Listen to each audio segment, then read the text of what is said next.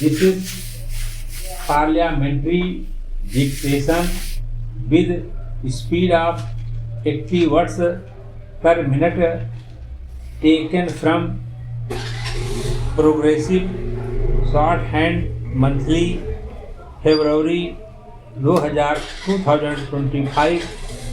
Please like, share and subscribe. Ready? As you, Mr.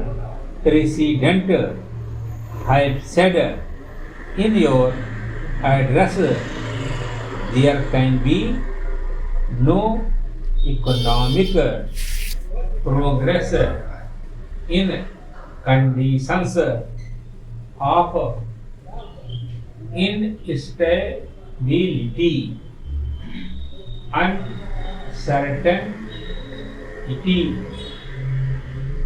and insecurity, and attempt at bringing about a great measure of economic quality will receive a setback in any such environment, and in all situations in which law and order breaks down, it is the poorer sections of the society who suffer most than the affluent section. But I would like to draw your attention to one thing. Stability cannot be and should not be equated with the perpetuation of the status quo. Stability cannot be brought about if the present inequalities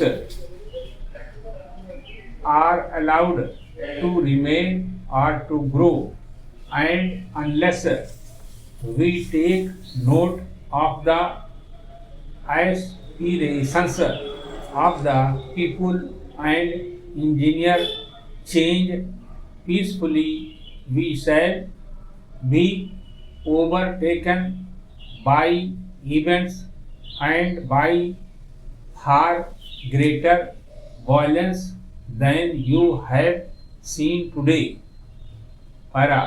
Today there is an atmosphere of restlessness in our country and also in every other country in the world, and even in the most affluent of societies, as you may have noticed in the media.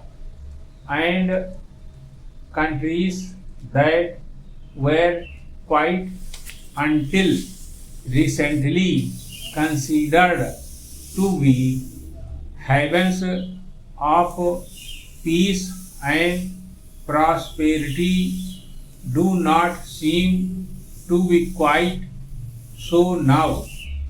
A new generation is coming up into prominence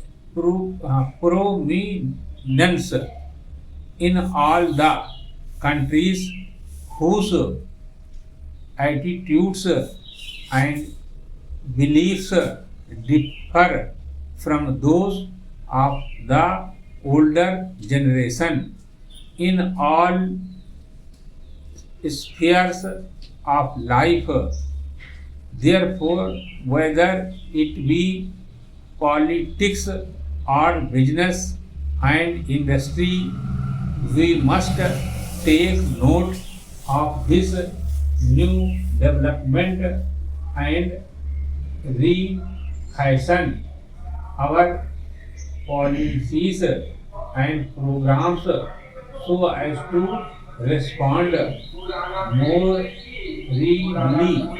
to the needs of the changing times era. Your speech, Mr. President, clubs together the concentration of economic power and political power and considers both to be undesirable. Now there are adequate safeguards in our political setup against the concentration of political power. Our federal system with its allocation of powers lies between the center and the states is by itself a corrective against any trend towards the concentration of political power.